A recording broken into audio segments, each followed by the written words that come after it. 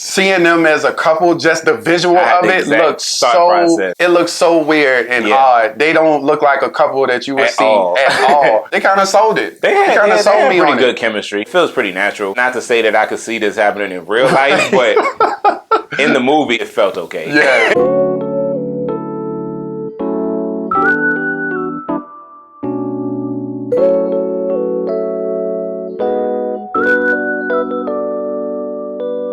Hey, what's going on, y'all? Welcome back to another episode of Cinecism. I'm Eric. It's your boy Dante, man, and today we're going to be doing a review on the Netflix original movie, The Lovebirds. The Lovebirds stars Issa Rae as Leilani and Kumail Nanjiani. Yes. As Good job. Gibran.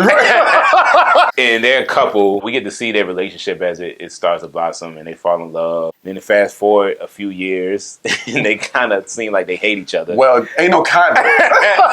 They definitely at each other's throats a couple years later. A lot of arguing and bickering. The movie starts out with them going on what's supposed to be a date. In the midst of their arguing, they end up hitting a man on a bicycle. So that man seems to be escaping the scene of a crime or something. He's clearly running from another. Because he rode off after that. He got hit. Immediately when he got hit, he got back on the bike and was like, yo, it's okay, I'm fine, and just start pedaling off. So then a guy gets in the car who says he's a police officer, shows him the badge, gets in the driver's like a police Not officer. at all. He's not in uniform or anything like that. He could have been anybody. Just the fact they let him in the car was crazy. Very sketchy individual. Right. So then he gets in the car, they kind of run down on the bike dude. I mean, not to miss no words, they rolled him over. That was the crazy part. It's like he rolled him over, and then the fact that they were in the passenger seat just kind of like... Their reactions had me tripping. It was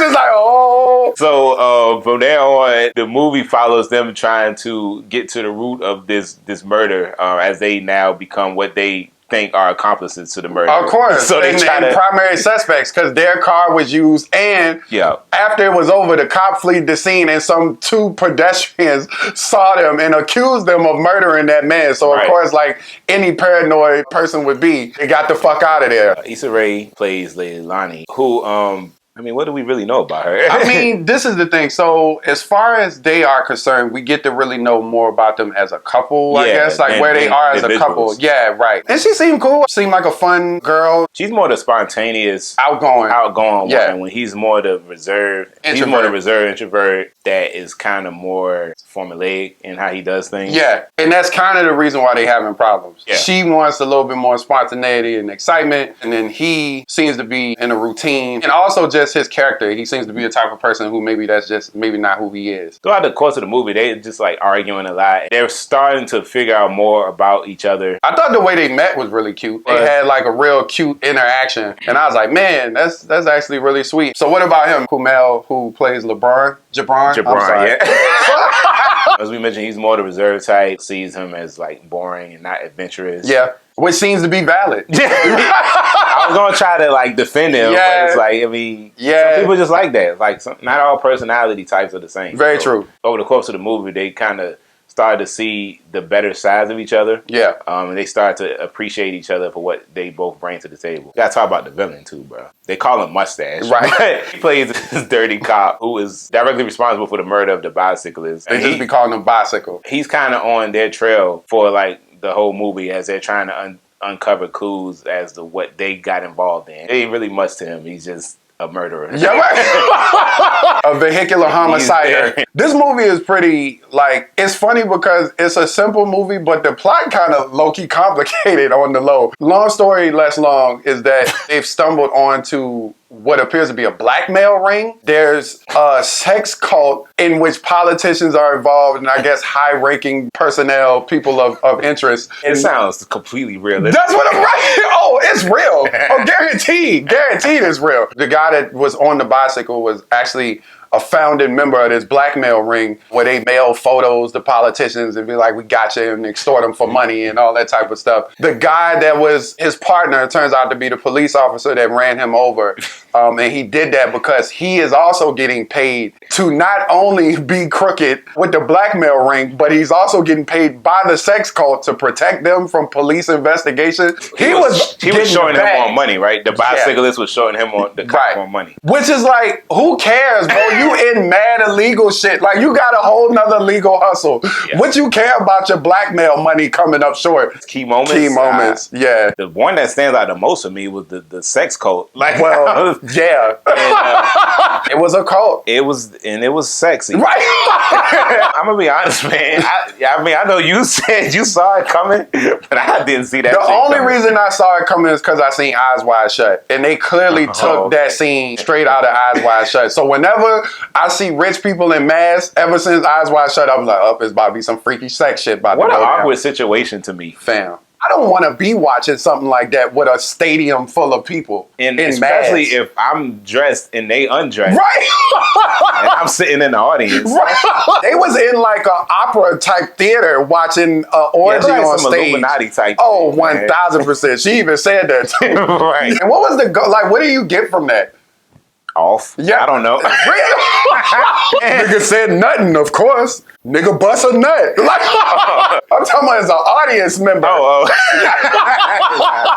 also like how when they were visiting with their friends, that whole awkward ordeal. That was funny. When they had one-on-ones with their friends, they both had like realization moments. I thought that was cool. You know what was funny about that, man? I thought that was a very real moment. Because I think a lot of couples kind of run into problems when you start comparing yourself to other couples. And then you come to find out that you don't really be knowing what anybody doing behind closed doors. Exactly. Appearances can be very deceiving. She's talking to her homegirl like, yeah, girl, damn, y'all be having sex every day, and I know y'all sex life is crazy. She was like, girl, we don't be having sex like that. Right. And she's like, why'd you think that? Oh, because on Instagram you posted XYZ. She's like, girl, my exes follow me. I'm just trying to make them jealous. Like, we out here like y'all. Yeah. And it was funny because everybody thought the other person's relationship was great. She was like, y'all the model couple. Yeah. Us, we thought y'all was the model couple. Right. Jabron had a similar conversation with somebody he was actually jealous of, who knew that Kehlani was like attracted to. Right. The friend was basically saying how, Kehlani talks about Jabron all the time. She's very proud of him, how much she cares and loves him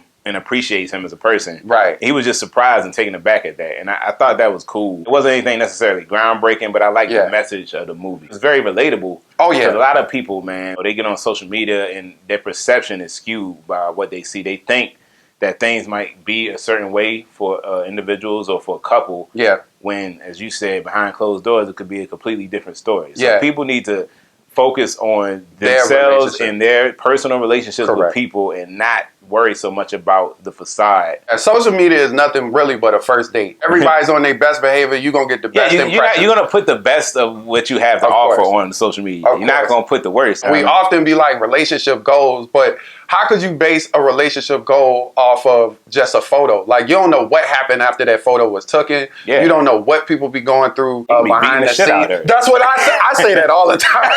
In order for you to really have a goal, you would have to in some way know what the goal is. I don't know what the goal is. I don't know what they doing. To take pictures. Right, together. Basically. You know what this movie reminded me of immediately? As soon as they got into the murderous situation, it made me think of Date Night. Oh, Date Night, yes. It's very reminiscent of Date Night. Very similar plot. Yeah, I like Date Night better though. Oh yeah, me too. Yeah. I like Steve Carell. Yeah, Tina Fey too. Yeah, like both of them. They just now they are a way more. 1000%. They look like. I'm like, man, are they married for real? Let's get to the pros and cons. Let's do it. I guess one pro for me would be that surprisingly, I really enjoyed the chemistry. I thought they worked well together. That was probably the biggest surprise of the movie to me because that was the biggest deterrent from me watching the movie. I was like, what? Yeah, that couple looked so odd. I mean, it worked for this movie though. They both had some funny moments. I enjoyed both of their portrayals. Like, I mean, it wasn't a lot of layers to it. Nah, not at all. Typical run-of-the-mill comedy movie. For cons, the movie was just nothing special to me. Very forgettable. Plot was nothing that we haven't seen before. The villain was... It wasn't one. Yeah. Really. I mean, he just was. I mean, the cop was the main villain. But I'm saying, what I mean by that is that even in that, he didn't have a very booming presence. Like, you compare this, and I think that's a good comparison to Date Night. I just felt like there was always an active threat. He kind of was there and he wasn't. Like, he was only in a few scenes. He wasn't throughout the movie constantly chasing them. Yeah. Because I don't even feel like he knew that they were the people he needed to chase. He seemed to be on another mission entirely. I didn't even know he was the main villain until probably about halfway in. I thought it was going to be some higher overarching villain. Me too. But then when I realized he was the main villain, I was like, well, that's how they build the movie up. Like, you was going, ultimately, the person who was going to be blackmailing them was going to be this big overlord. Turned out the dude that's doing it, the guy that got ran over in the beginning. It didn't seem like this movie quite knew who the villain was neither. I say a con for me, man. This is just me. Comedies do cliche things too, and I feel like this movie suffered from a lot of that. It's like this new thing where they do like a joke reel, where people just keep firing jokes and none of it's funny. They just be saying a bunch of stuff. And a lot of movies been doing this as of late. And it just, I don't know, man, when movies start doing that, it just feel very forced comedy. Yeah, because people don't talk like that. Yeah, no. They don't go back and forth like that. No, especially in like a life or death situation. Right. Me and you ain't gonna be in the car talking to a murderer like, yeah, man, Mr. Murderer, yeah, Mr. Murderer, yeah, Mr. Murderer. Especially after he just rolled over somebody. Yeah, nah, we gonna get the fuck out of here. Like, I get it that it's a comedy film, but it's like the delivery of your content. Correct. Jokes, I feel. You could just feel a movie trying to get a laugh out of you. And this movie did that a few times. It just be kind of cringy, like, you just be sitting there, you not laughing, you see them trying hard, and you want to laugh because they putting the effort in, but it's like, nigga, it ain't funny. It's supposed to be a romantic comedy. It wasn't really that romantic or comedic. Oh, man. This shit getting worse and worse. So overall, The Lovebirds. It's a cool movie. Like you said, it's not anything particularly special. It's something to watch. I wouldn't tell you that you're going to probably be laughing yourself crying on this one. For me, on a scale from 1 to 10, I'm going to give The Lovebirds a 6. As you said, it's nothing special. We've seen movies with very similar concept and plot before. Like Date Night was literally the first movie that came to mind. The entire time I was watching this movie, I was comparing it to Date Night. So if you're going to watch a movie in this genre, I definitely would recommend that movie over this one. Not to say that this movie is horrible. It's just a cheap comedy to watch if you're bored. Overall, I think I'm going to give The Lovebirds 5 out of 10. Yeah, it's a 5 for me, man. That's fair. I don't know, man. I feel like it's being too hard, but it just, I've seen more enjoyable movies with similar premise before. That was our review of the Netflix original The Lovebirds. Hope y'all enjoyed it. You can watch it or not. Yeah. That's how I feel about it. So, as always, don't forget to like, share, and subscribe. And if you have any suggestions for us, you can drop a comment below. Yep. Or send us a message. Please. We'll take a look at Please do. Suggestion is. And also, if you guys have seen The Lovebirds, what did you think? Did you think it was funny? Did you enjoy it? How'd you feel about Issa and Kumail's chemistry? Yeah. I'm curious about a lot of that because this was a movie I was semi-skeptical on. All right. Thank y'all for tuning in. Peace. Peace.